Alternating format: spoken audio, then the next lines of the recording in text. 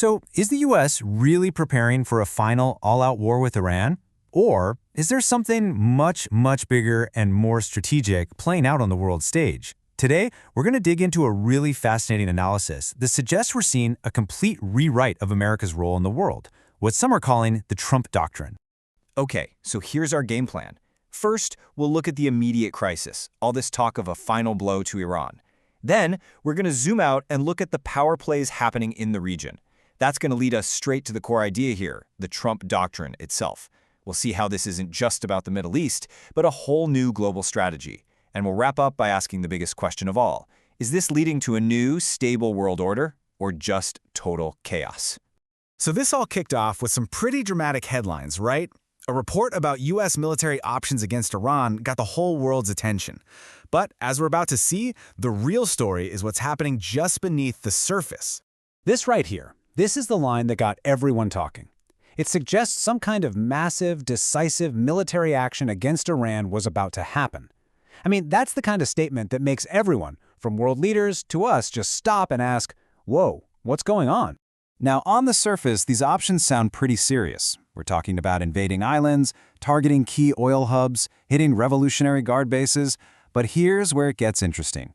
The analysis we're looking at immediately asks a really important question. Do these actions actually match the hype of a final blow? And the answer, according to this analysis, is a big not really. Instead of looking like a war-ending move, these options feel more like just turning up the heat on the current conflict. It's this mismatch between the super dramatic language and the actual military reality that really makes you wonder, what's the actual game plan here? Okay, so to get what's going on, we have to zoom out a bit. The US and Iran are not operating in a vacuum here. The whole region is like a giant chessboard, and a lot of other important pieces are making some very critical moves. And yeah, it is definitely not just the US making moves. Other regional powers are already taking direct, high-stakes action. For instance, there are reports that Israel took out a key naval chief in Iran's Revolutionary Guard. That shows you this shadow war is really starting to come out into the open. And this brings us to a really crucial part of the analysis. There's been a surprising and pretty significant shift in how neighboring Arab countries are talking. For decades, they've been pretty cautious, trying to avoid a direct war. So what gives? Why are they suddenly pushing for a confrontation? Well, their reasons are complex. There's a lot going on. Sure, the historic Sunni-Shia divide is part of it, but it goes way deeper. They see Iran setting up these proxy states in places like Yemen and Lebanon as a direct threat to their own survival. Add to that direct attacks on their own oil facilities and the risk of their economies collapsing if oil shipments stop, and well, they've basically reached a breaking point. They feel like this threat has to be dealt with, and it has to be dealt with now. Right, and it's this pressure from regional allies that really unlocks the whole thing. According to the analysis, all of this, the tough talk, the military posturing, the shifting alliances, it's not just random chaos, it's all part of a much bigger, very deliberate strategy. And here it is, the core idea. This isn't about the US just abandoning its allies. Not at all. It's about fundamentally changing the relationship. It's about pushing them to stand on their own 2 feet and take the lead in solving their own neighborhood's problems. I mean, this is a massive shift in thinking. For over 75 years, the world has basically operated with the US as a global security blanket. This new doctrine tries to completely flip that script, to tear down that old model of dependency and create a new reality where regional powers are self-reliant. And make no mistake, this is not just a Middle East thing. The analysis makes it really clear that this is a global playbook, and we're seeing it applied pretty much everywhere. You see it all over. Europe is being told, hey, Russia is your problem, you need to handle it. The Gulf states are being told, we'll help keep the seas open, but the core conflict with Iran, that's on you.